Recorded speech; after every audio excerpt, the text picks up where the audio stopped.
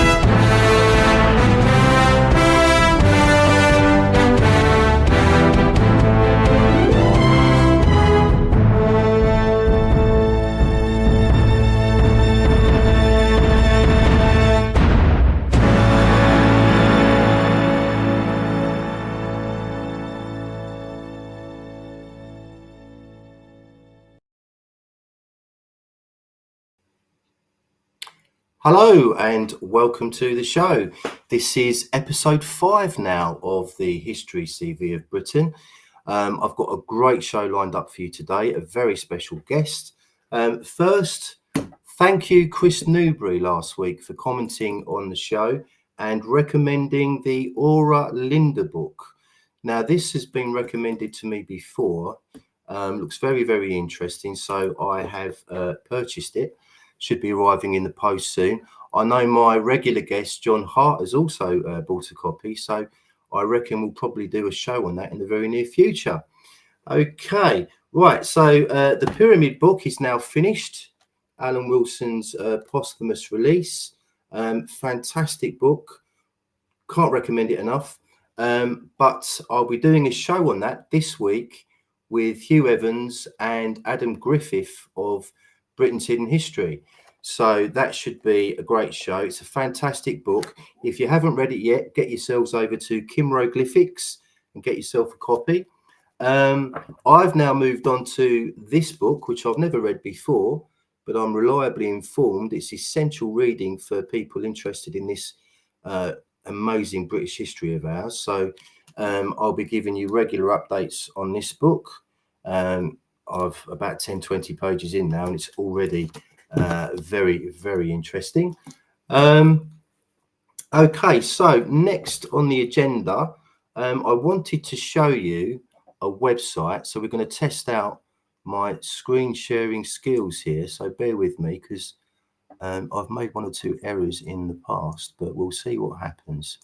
So hopefully now you can see this is the Golden Age Project website, which I believe was created by Edmund Marriage. And I've mentioned Edmund Marriage a few times in connection with early Christianity in Britain, the historical character Jesus. And this website is full of absolutely outstanding information.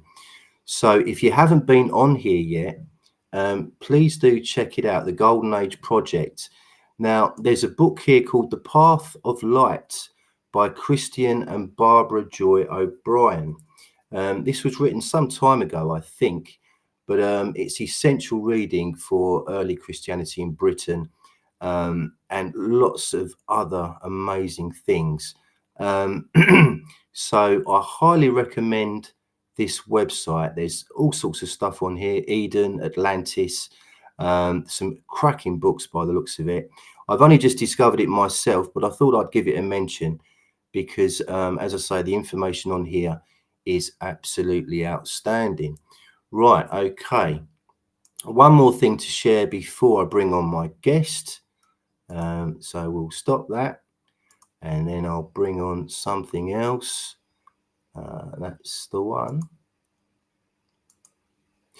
Okay, so now you should be able to see the website William Congreve and Co Publishers. Now, my guest today is the publisher and does this website. And her new book is called Finding the Phoenix. It's not actually out until, as you can see there, due out Easter 2025. But having read her previous book, The Great Migrations, I absolutely can't wait to read this. So I'm not sure if you can see the description. I'll read it out to you. So what is it that links Britain, specifically Cornwall, to the Phoenicians? Is it merely tin trade routes in antiquity, or something far deeper and more profound? Find out, among many other things, what came between the flood and the first of the great migrations to Britain in 1527 BC. That, of course, is Princess Albine. Why Poseidon's other name is Wanax, which is the same as Ones, I may have pronounced that wrong, the Sumerian fishman and original phoenix. Why phoenix is the botanical name for the date palm, which was sacred because it had both sexes on one tree. Why the phoenix is associated with Christ and the birth of Christianity in Britain in the 1st century AD. And why Phoenix is once more making his nest in the British Isles, ready for the second coming. So discover more connections between the British, whose name means earth in Welsh and covenant in Hebrew. I didn't know that. That's really, really interesting. I don't know if you can pre-order this yet, but it's due out in Easter of 2025. So I can't wait to read that book. It should be an absolute stunner. Okay, that's enough waffling by me. I will now bring on this evening's guest, I should say, the author of The Great Migrations and many other books. Do check out her website, William Congreve. Marchell Abrahams is here. Hello. Hello, Marchell. How are you? Fine, thank you. Absolutely brilliant. Okay. So Yeah, I don't know if you've seen any of my previous shows, but most of them so far have been dedicated to early Christianity in Britain. It's a subject that I've recently discovered, I suppose, really. And I'm just overwhelmed at the moment with the amount of evidence for it. It's incredible. It's everywhere. You know, it is. Yes. The Romans wrote about it. Our own historians wrote about it. And yet the average person on the street knows probably nothing about it whatsoever, which is absolutely criminal, of course. There's a very interesting reason behind that. Okay. At several councils in the Middle Ages, the antiquity of the British Church was asserted. And it wasn't the Roman Catholic Church who had a problem with that, because it's all in their records as well. It was the European bishops who had a problem with the antiquity of our church. So they were the ones who squashed the notion that our church was the first. And why did they do that, Marchell? Heaven knows, jealousy. I really don't know. Okay, because I know that I'm trying to think of the guy's name. The monk beginning with an A came over here in the late 5th century, I think, or late 6th century. And that's who's credited with giving country Christianity. Bless you. Augustine. That's the one. Thank you. Augustine, the Welsh monk, yes, Austin, who refused to stand when he met the British bishops at Aust, near Bristol. Right. And they were so outraged by his bad manners that was the end of the negotiations. Wow, didn't know that. They refused to speak to him after that, and you can't blame them. Okay, so I'm going to bring up a genealogy from R.W. Morgan, the Victorian historian, in a few moments. But before I do, I've had a fascination with the historical Jesus character for many, many years. I read a book called Jesus Lived in India when I was a teenager. I forget the author's name now. Yes. Oh dear. But that kind of set me off on the journey. And viewers to this channel will know that I've done many previous videos with authors like Ralph Ellis on the historical Jesus. Yeah. It's a subject that fascinates me. And a vast amount of effort has gone into understanding Jesus and the Jesus era of the 1st century AD. So what do you suppose is the fascination with this individual and this period? Well, when you sent me your list of questions. As we said before the program started, I had to catch my thoughts and write them down before they vanished. So I have got an answer. It's going to sound a bit scripted. That's because it is scripted. Jesus,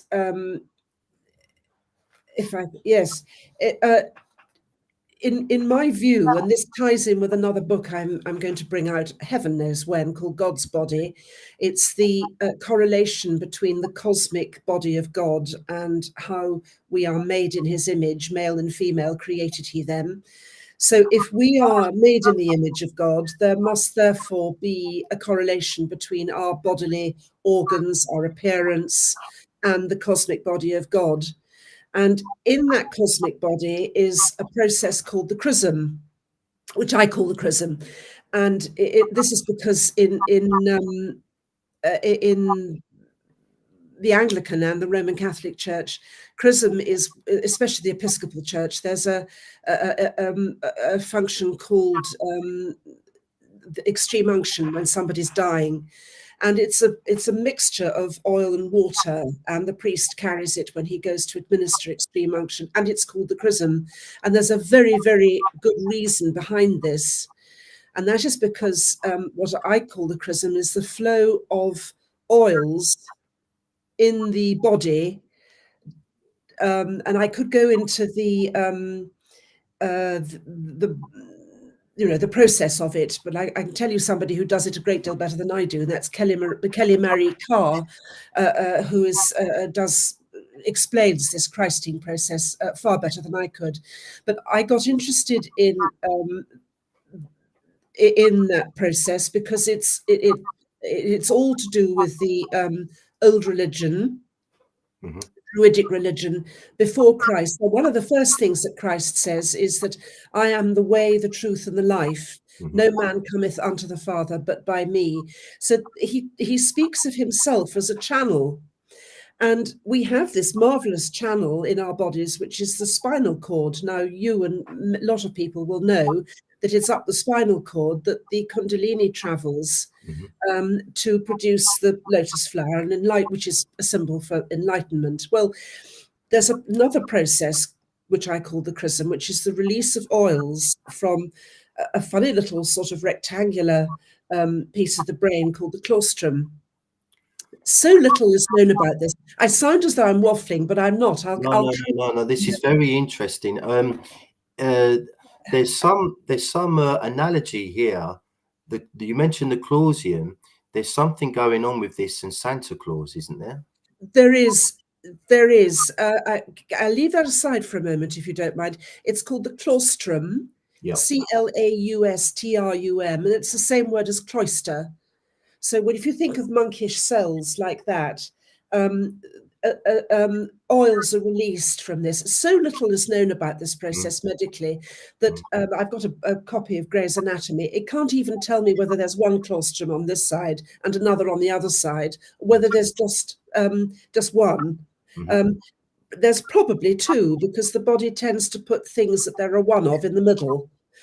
But anyway, oil is released, and oils, as you know, feature in the Bible heavily. We only have to think of the 7 foolish virgins who let the oils run out of their lamps, so they had no light. It's all to do with enlightenment. Mm. Very, very briefly, this process is divided into 2 oils.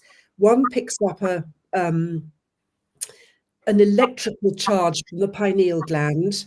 The other picks up a magnetic charge from the pituitary gland. They join back together in a twist, and they go down the spine. Now, I haven't, I'm not saying this terribly well. I can give you Kelly Marie Carr's name so that you can give that to your viewers, because she's far better at this than I am. But it goes down at the spine, and it comes back up, and it's all to do with the crossing of the spinal column at the base of the neck. And she's brilliant about this. And this is why we see crosses at that angle sometimes in history, because that's the angle that this oil crosses the spine in the vagus nerve. And my research is, because what happens after that is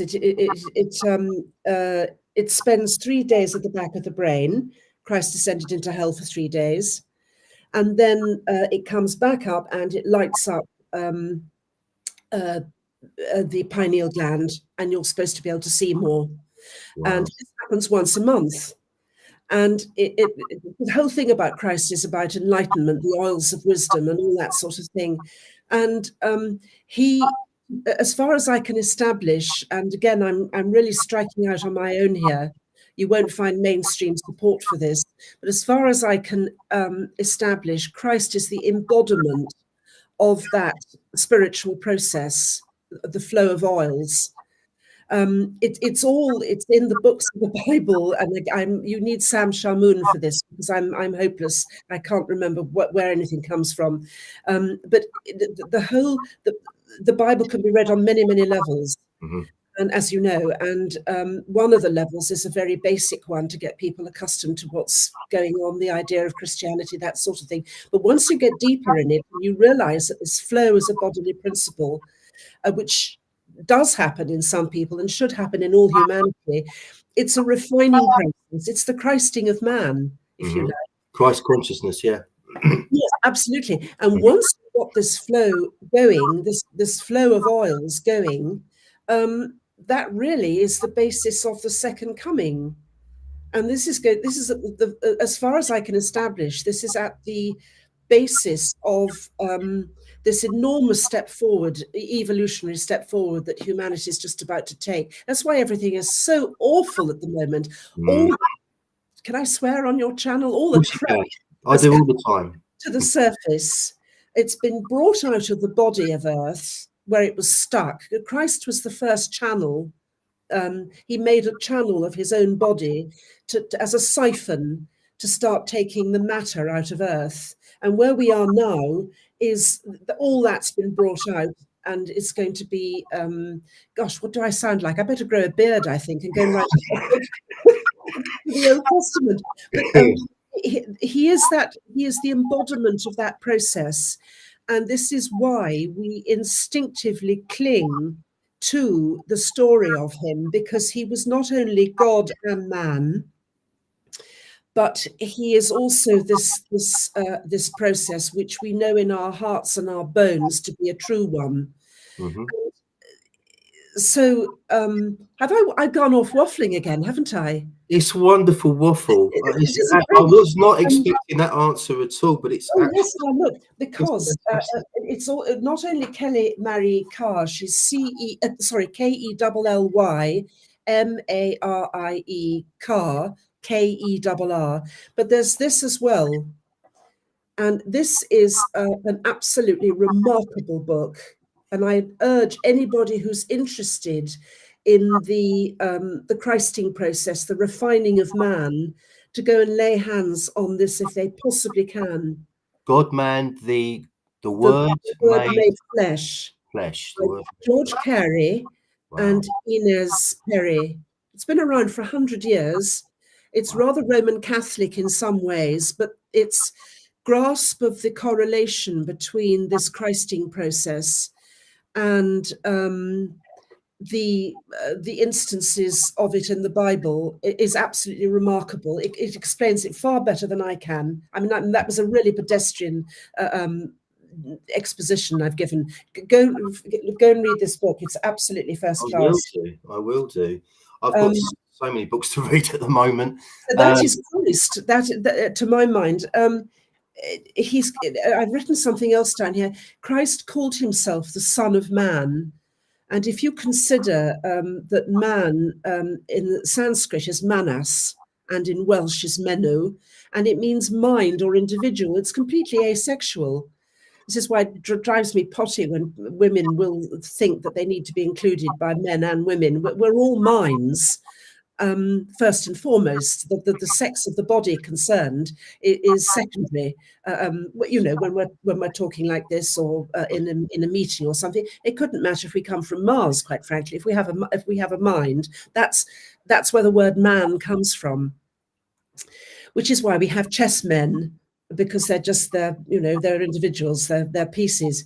And he's also, therefore, if he's the son, S-O-N, of man, that means he's the son, or S-U-N, because homonyms matter, he's the son of mind. And this whole thing about mind being enlightened, I mean, yes, we have a brain in the gut, but it's not the gut that gets enlightened. It's up here where the process happens. And this is all going to go into God's body. But yes, he existed. And it's because he has this connection with this amazing process that people are going to have to come to terms with, whether they like it or not, in their own bodies. That's why he's also connected with earth, his essence of earth. But this is again going to go into God's body. This is because it's a real thing. He was a real man. He is God. He exists, and he is. That is why he has such a hold over our hearts and minds, because I think in our bones we know him to be true.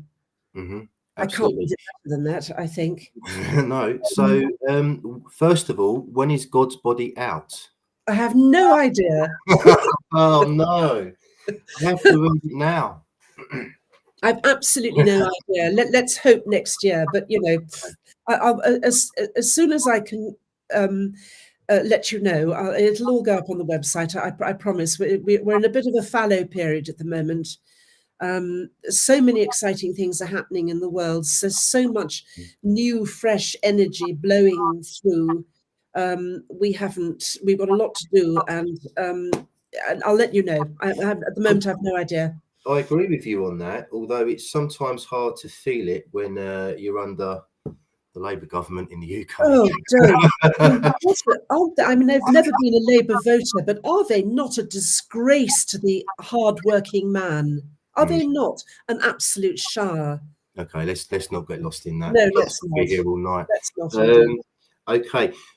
Manu, you mentioned the name Manu. Now, Manu has a lot of significance to me because, as I've mentioned before to you, I've had Ralph Ellis on the show, read his books, and he identified the historical Jesus as being King Isas Manu of Edessa, which I find very interesting, hearing you say what you just said. So that's interesting. Now, gosh, really, I didn't know that. That's fascinating.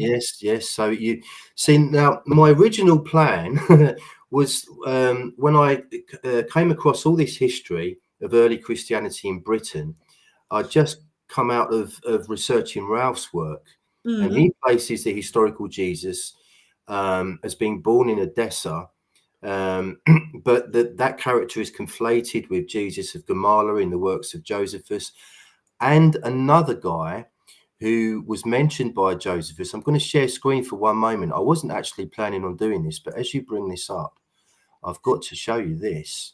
So one of the characters that Ralph conflates with the historical Jesus is Monobaz II, or Monobazus. Monobazus means the only king. And I'm going to read you from a quote here from the Talmud. So the Talmud relates that Monobazus, quote, dissipated all his own hoards and the hoards of his fathers in years of scarcity. His brothers and his father's household came into a delegation to him and said, "Your father saved money and added to the treasures of his fathers, and you are squandering them." He replied, "My fathers stored up below, and I am storing up above. My father stored in a place which can be tampered with, but I have stored in a place which cannot be tampered with. Oh my goodness. My fathers gathered treasures of money, and I have gathered treasures of souls." Crippin, that could be the words of Jesus himself, couldn't it? I do believe so, Marcel. It's on Wikipedia. You can read this on Wikipedia. Yeah, I know. I'm going to make a note of that straight right this minute. That's fab. Ooh, my. So Monobazus II was the son of Queen Helena of Adiabeni and King Monobazus I. Now, Adiabeni, to this day, the location of Adiabeni is hotly contested. Yeah. Nobody really knows where it is, but Ralph Ellis has said that Adiabene is Edessa. Now, Queen Helena of Adiabene was also married to King Agbarus of Edessa. So I think now Monobazis II, who I've just quoted from, is mentioned in the works of Josephus Flavius as being one of the two leaders of the Jewish revolt of AD 70. So going back to what I was saying, of trying to get the research of people like Alan Wilson and others before him with regards to the early Christianity in Britain and the royal family in Britain, my original plan was to try and match this up with Ralph's work. The main stumbling block is what Ralph describes as the chronological chasm, because he places Jesus 30 to 40 years ahead into the future. The Romans obviously hated Jesus, or the historical Jesus character, so they told Josephus Flavius, who was pretty much working for the Romans at the time, to delete these people from history. But rather than doing that, have I lost you? Are you still there, Marshall? Oh, hold on a minute. Sorry. Lost you there. I'm back with you now. Yeah, so where was I? Monobazis. So he's, rather than delete these characters, he's renamed them. He's given them even different names, or he's put them in different locations. There is an awful lot of evidence to back this up that I can't possibly tell you about now in one video, but I do highly recommend Ralph's books, because I'm hoping that somebody in our field will look into the 4-part trilogy, as Ralph describes it, of his work on the historical Jesus character, because that's the problem I've got now, because I can see huge merits in both Ralph's work and what we're discussing today. Yeah, Christianity in Britain. It's just trying to match them up together. That was my initial plan anyway. So anyway, we got a bit derailed. We've slightly got derailed, but you know, that's perfectly all right. Now I was going to say something, but that's gone straight out of my head. Yes, I think I say somewhere in the Great Migrations that we are still in the foothills of re-establishing who we are, who we were, what our history is. There's going to be a lot of mistakes made. I've made many mistakes. Wilson and Blackett make mistakes. We're all going to make mistakes. That doesn't really matter. What matters is the general thrust of what we're all working on.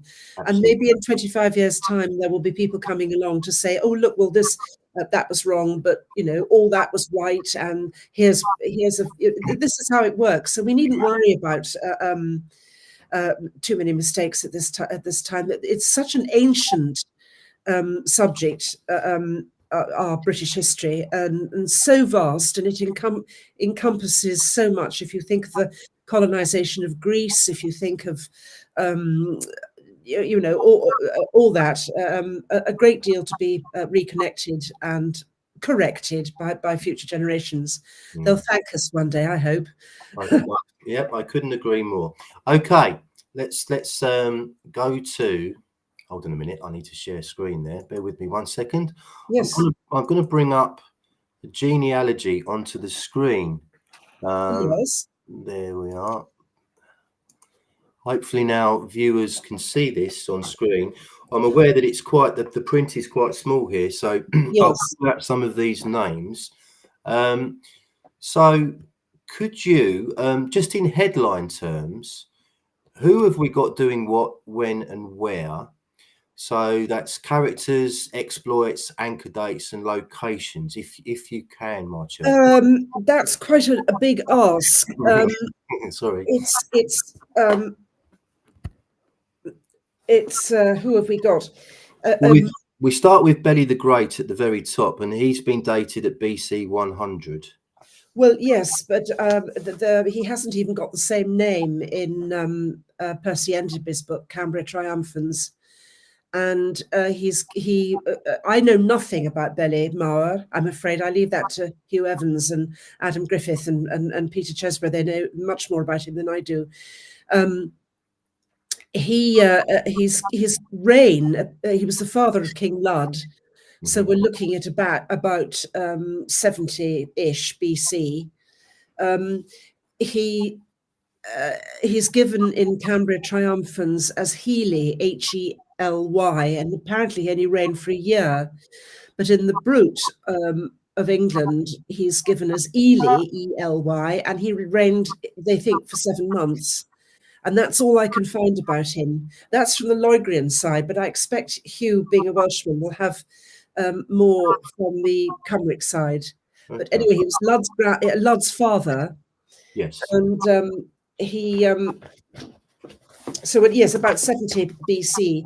And it was Lud, of course, who rebuilt the walls around London, which were built, in my estimation, after the fall of Troy on the Gog-Magog hills.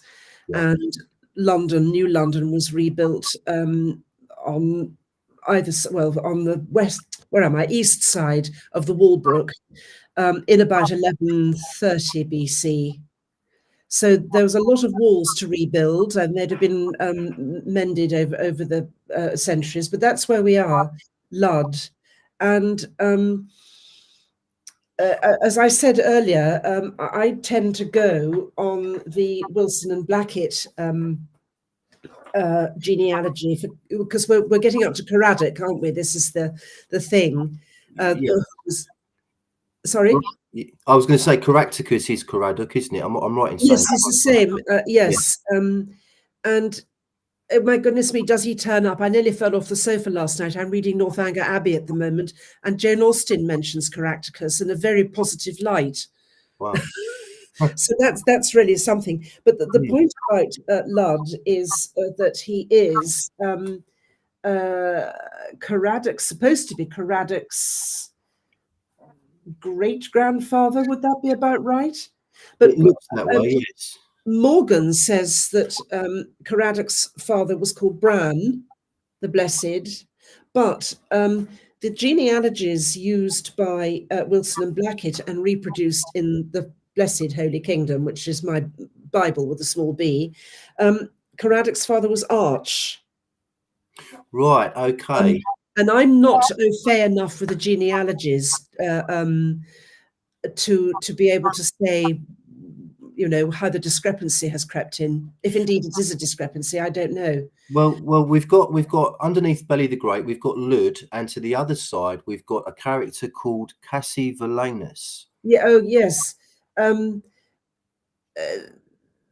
Again, that Morgan, for some reason, being a Welshman, he ought to be using the Cymric pronunciation, but that's the Lloygrian one. It's not, and he calls Cynvelyn Cymbeline, which is very interesting because that's the name of Shakespeare's play.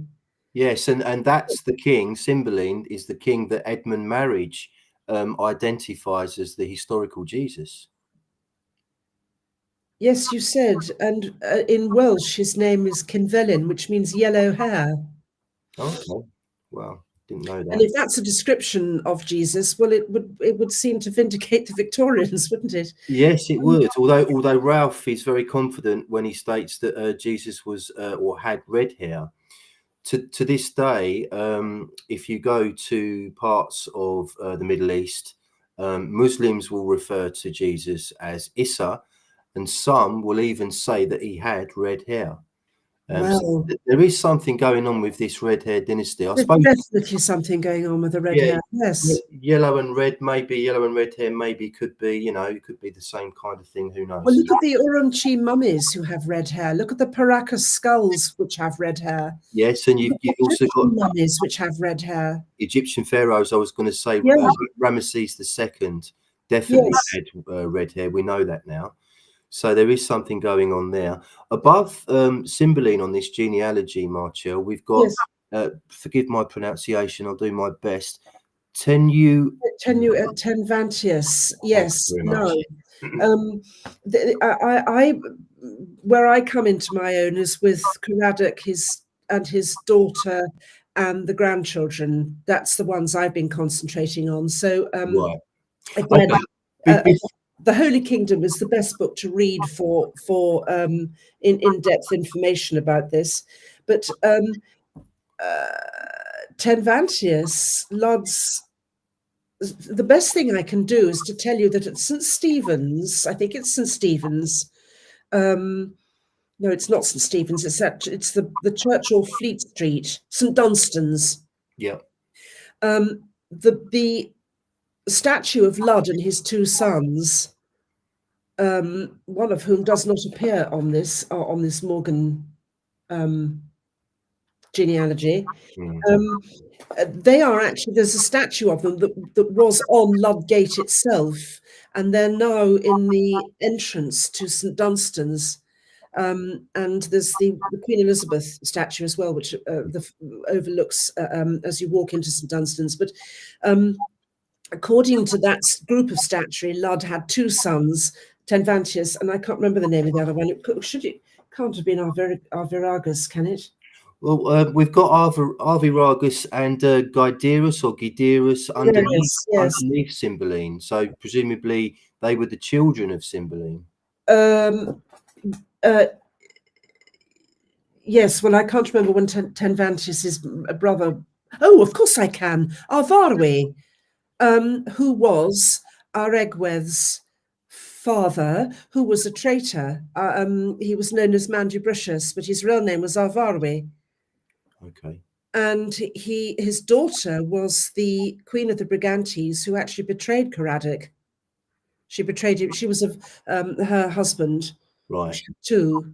Yeah. The first one was of noble birth. The second one was not. But she betrayed. Caradoc went after that famous battle. Can't remember the name.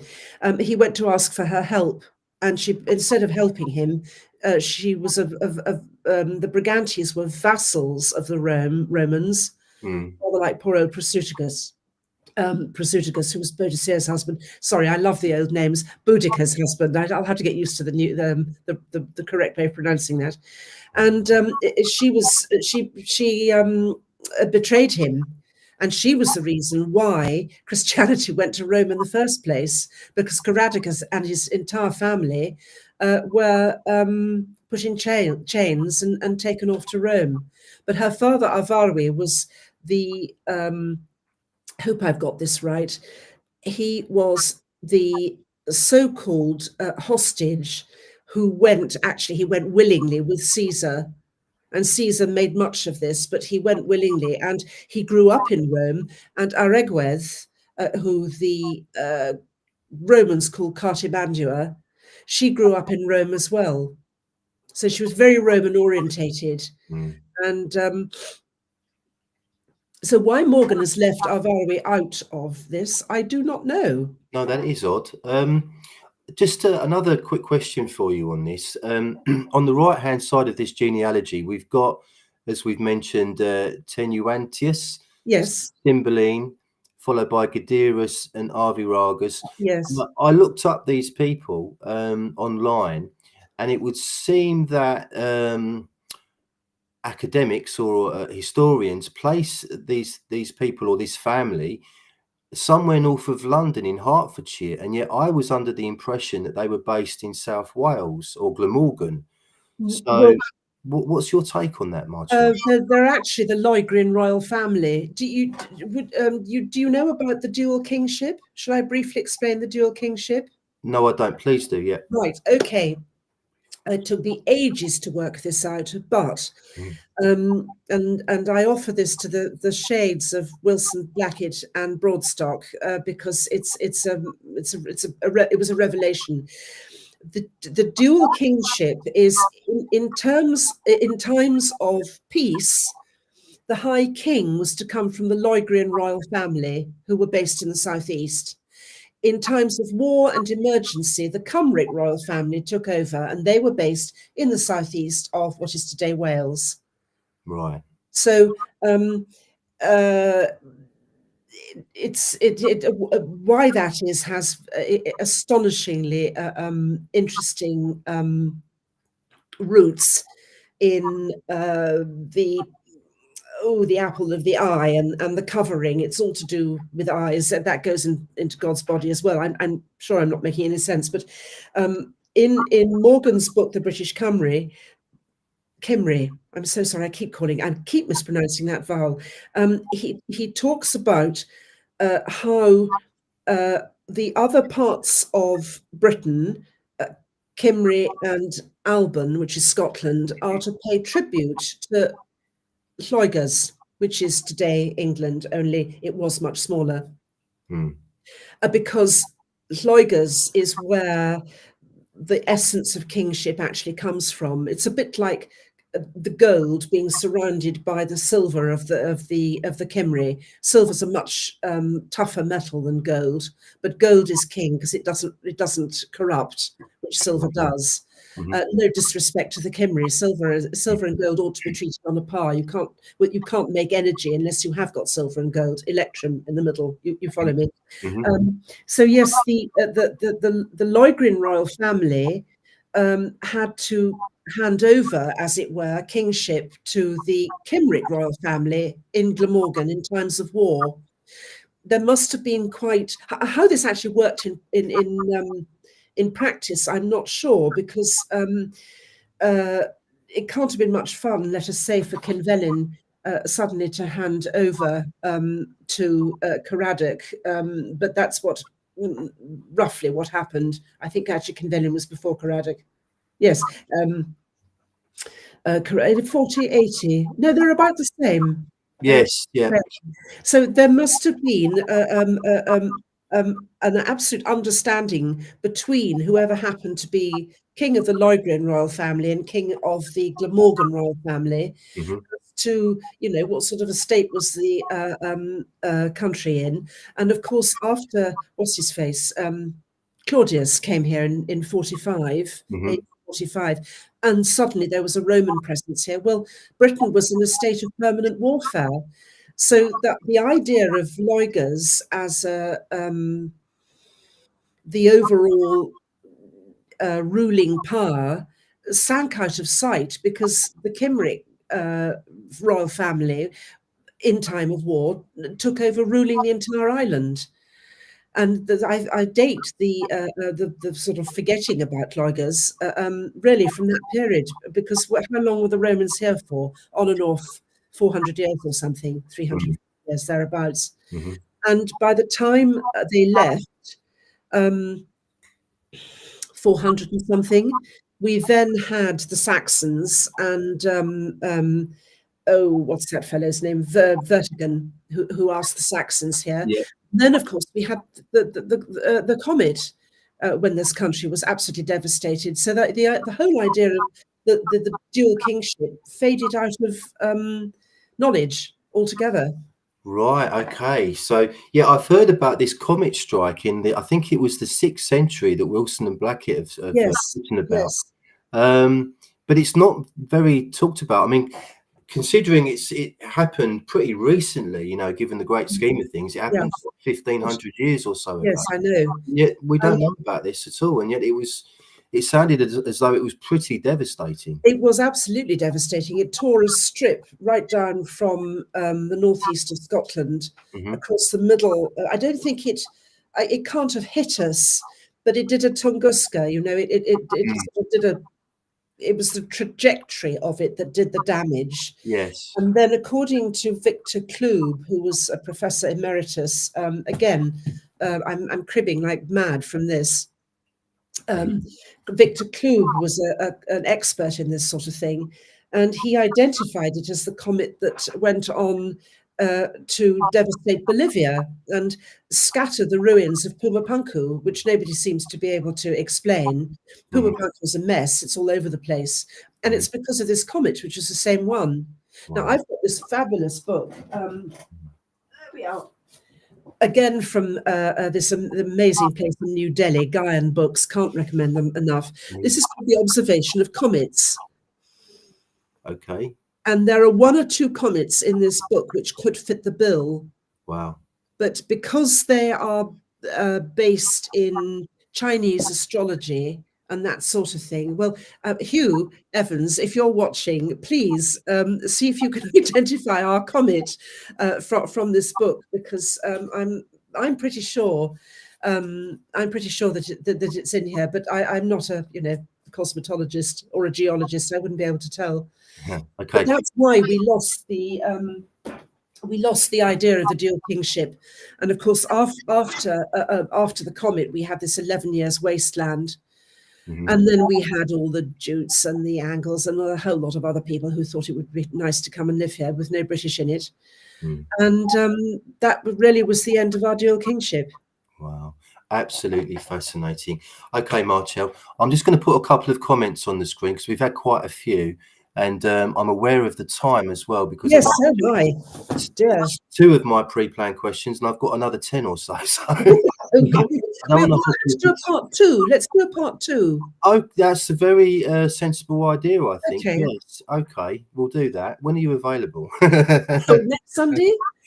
Are you really? No, sure, if you like. Fantastic. Yes. Okay, we'll do a second part of that. That's okay. brilliant. If we don't finish, we don't want to go on until 10 o'clock or anything like that. Of course not. Of course not. We'll grind to a halt, and anything we haven't covered tonight, we'll do next Sunday.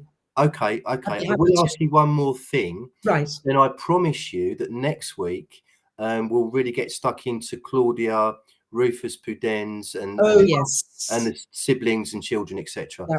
I'll just read out a couple of comments while we're here. We've had one from Susie Logan, who says, "Oh yes, hello Susie. Good evening, great to be here. Hope you're well, Marcel." Yes, indeed. I hope you are too. We've had one from New York City, Freddie Bling, who has said Mexico Pacific coast here. Nice, Mr. Paul. Thank you. Let's just scroll down a little bit. We've got David J with us, who has said, I like this guest already. That's very wise.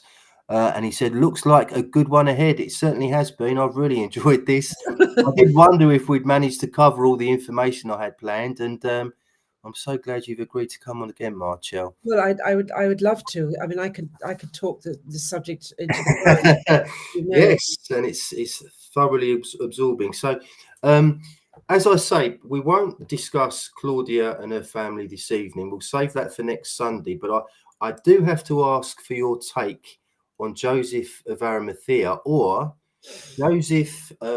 Let's get this right. Joseph Arimathea. I think that's how Edmund Marriage refers to him as, because Arimathea, nobody knows where it is. Nobody's ever found it. No. Arimathea means exalted of the gods. It was a title that was given to the people in Jesus's family, basically.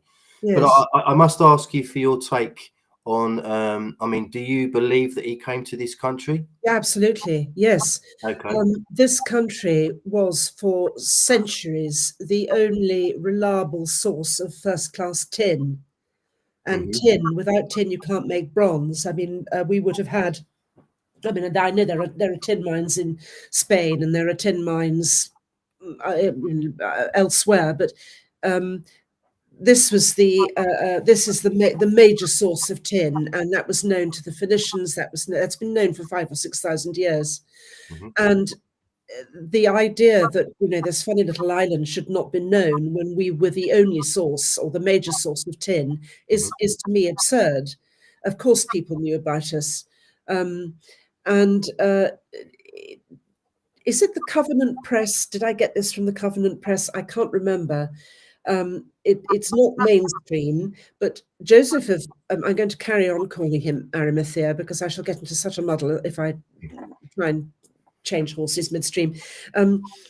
He was what's called the nobili decurious, which means basically he was mining. He was the fellow in charge of mining, basically, for the Roman Empire. Now, I don't know where I got that from. I hope one day I'll be able to remember. But that is what he's supposed to have been, and it would have been his responsibility to supply the Roman Empire with tin and copper and lead and gold, because we've got it all here, and silver for the for the Roman Empire. And if we accept that Christ was of the line of the British royal family, then what could be more likely than that he should have taken his nephew or great nephew, we're not sure quite of the relationship, to Britain with him. Okay. And we were in Cornwall a few years ago now, and we actually went to Priddy, which is an amazing little place near Wookey Hole. And they have a saying at Priddy, and if they're certain about something, the Priddy people, they say, as sure as our Lord was at Priddy. Wow. So something is as certain as that. Yes. So they're definite about it. And then, of course, you've got the tunic crosses in Cornwall. Which, do you know about the tunic crosses? I don't think so. I'm thinking of the Nevern and the cross on the wall. Oh yeah, no, that's slightly different. That's Christ's own cross. But the tunic crosses, instead of having what they will call the Celtic cross, the British cross with the circle and the equal arms, what they have is the equal armed cross, but with a beardless boy wearing a tunic carved on it. I can only think of two, but there are many more. There's one at Sancreed, and there's one which might or might not mean holy belief. And there's one in a private garden belonging to the family who make Rodder's clotted cream at Rosemoran, which isn't all that far from St Just, where we stayed. And Mrs. Rodder was extremely kind and let us into her garden to examine the tunic cross. But these tunic crosses are supposed to commemorate Jesus's visit to these islands as a boy. And while we're briefly on the subject, his lost years. Now, had he been anywhere which Roman Catholicism felt it could talk about during those 18 lost years, you can bet your bottom dollar they'd have said so. But those 18 lost years, I think, were spent here. And that was left out of the books of the Bible, a deafening silence. Like his marriage, he was a rabbi, they had to be married. And yet that marriage is left out as well. So wherever you get a deafening silence, you can be absolutely certain that there's something going on there that they don't want us to know. St. Paul, can I talk about St. Paul, or am I jumping the gun? Oh, save it for next week. Are you going to stop soon? Are we stopping? Well, in a moment, because we're kind of moving in that direction now. And it's a big subject in itself. I know that St. Paul came over here in the AD 60s, I believe, in his missing I think there was 6 years in his history that can't be accounted for. And that was towards the end of his life in the AD 60s. But that's a massive story. So let's do that next week, Martino. Yeah, it's all in here. What's that again, sorry? It's the missing Acts of the Apostles. Wow. Where did you get that from? It's called the Sonini manuscript. And it was found in Turkey in about 1830 something. Oh, okay. And there are... That's Edessa land, because Edessa is now in modern day Turkey. Edessa, yeah, absolutely. That's interesting. Okay. And We just Sorry. We've had a comment from Susie Logan who said they shipped the tin from St Michael's Mount. Can you confirm that, or? No, I can't confirm it at all. It's highly likely that they did so. St Michael's Mount, as you will know, is on the Michael and Mary line, which stretches all the way down from Skellig Michael in Ireland through St Michael's Mount to Mont Saint Michel, and all the way down through Delphi, which is astonishingly important to our story. It's in the Great Migrations, all the way down to, is it Hebron? Anyway, somewhere in the Holy Land. But what they haven't shown you is that the Michael and Mary line carries on down to Sumer, down to which is where Albine came from. Yes, yeah. All the way from Albine's city, to Ireland. Skellig Michael is the Michael and Mary line. So these places were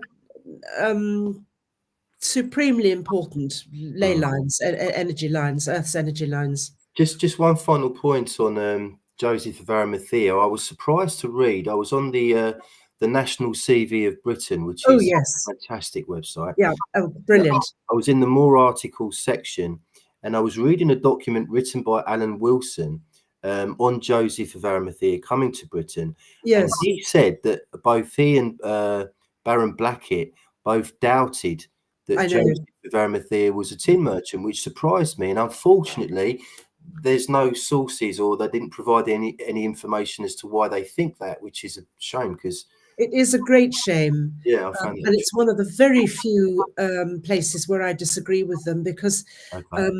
you know, like Everyone does pretty much. you cannot discount local tales. I mean, the medieval ones are ridiculous sometimes, but the further back a story goes, and of course the tunic crosses themselves are far, far older than medieval, the more likely it is to have that there is truth in the story, because unlike us nowadays, who are a combination of untrammeled imagination allied to rigid closed minds, present company accepted, of course, in those days that they didn't need to use their imagination the way we do, because they knew what was happening. They could sense it. They knew what the Earth's energy lines were up to. They knew who their ancestors were. They knew so much more than we do. And gosh, I wish we could. Yeah. So do I. Marcel, this has been absolutely wonderful. We're approaching the hour mark, so I'm going to stop there. I'm so pleased you've agreed to come on with me next week and get stuck into Claudia and her siblings. And oh yes, and St. Paul in Britain. Yes, because yeah, I've got a lot. I mean, we can carry on talking until we've exhausted the subject. And I'm very happy to come on whenever you want. Thank really. you very much. It's been absolutely wonderful. Thank you. Yeah, I've got another 15 to 20 questions brewing in my brain at the moment, so we better stop. Jot them down and send them to me. I will do, definitely. Thank you so much. I hope you've enjoyed this, everyone. I know I have. I'll be watching it back. So join us again next week at 7 o'clock on Sunday next week for another show. Please like, share and subscribe, and we'll see you next week. Thank you very much. Cheers, Marcel. Thank you. Thank you for asking.